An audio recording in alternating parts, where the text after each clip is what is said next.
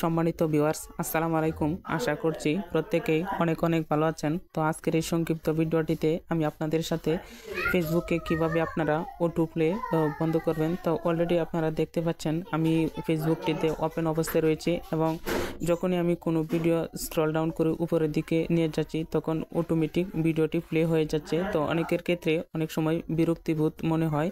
তো আপনি কিভাবে এই অটো প্লে অপশনটি বন্ধ করবেন।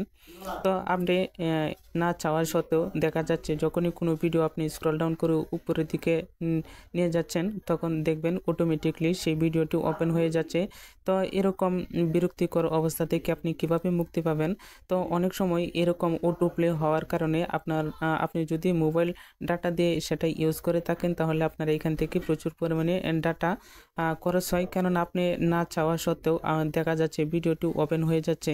তো আপনি কিভাবে এখন সেই ভিডিওটি বন্ধ করবেন, অর্থাৎ অটো প্লে অপশনটি অফ করবেন। তো চলুন বেশি কথা বাড়াচ্ছি না, চলে যাব মূল ভিডিওটিতে। তো ভিডিওটি শুরু করার পূর্বে আমি আপনাদেরকে একটা রিকোয়েস্ট করছি, আপনি যদি ফেসবুক থেকে সেই ভিডিওটি দেখে থাকেন তাহলে অবশ্যই এই ফেসবুক পেজটি ফলো করে দিবেন। এছাড়াও আপনি যদি ইউটিউব থেকে এই ভিডিওটি দেখে থাকেন তাহলে অবশ্যই আপনারা আমার এই বিজিডি আটক ইউটিউব চ্যানেলটি ফলো করে দিবেন, কেননা এ ধরনের ইনফরমেটিভ ভিডিও পেতে অবশ্যই আপনারা আমার চ্যানেলটিকে ফলো করতে পারেন।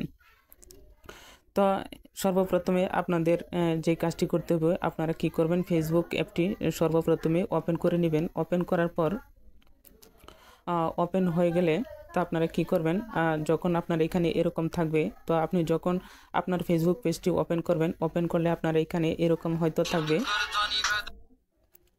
এরকম থাকলে তখন আপনারা কি করবেন, আপনার প্রোফাইলের যে আইকনটা রয়েছে, দেখুন এইখানেও আপনার প্রোফাইল আইকন রয়েছে এবং এখানেও আপনার প্রোফাইল আইকন রয়েছে। তো আপনারা কি করবেন, আপনি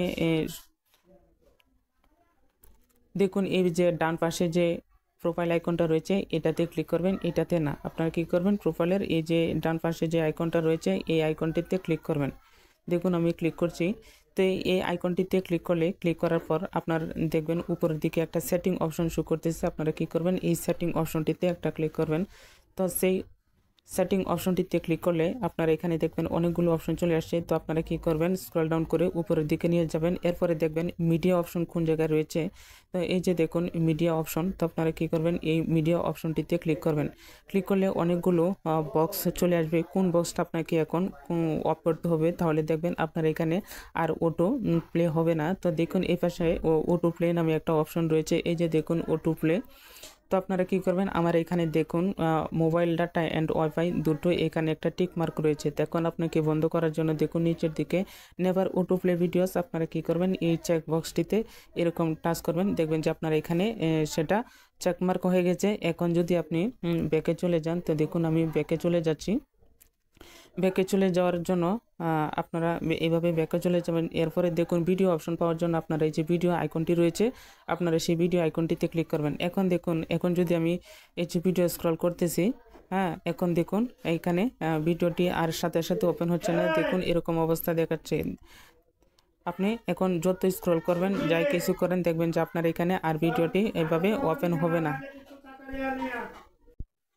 তো দেখতে পাচ্ছেন আপনারা কিভাবে মাত্র 1 মিনিটের ভিতরে আপনার অটো প্লে অপশনটি বন্ধ করতে পেরেছেন।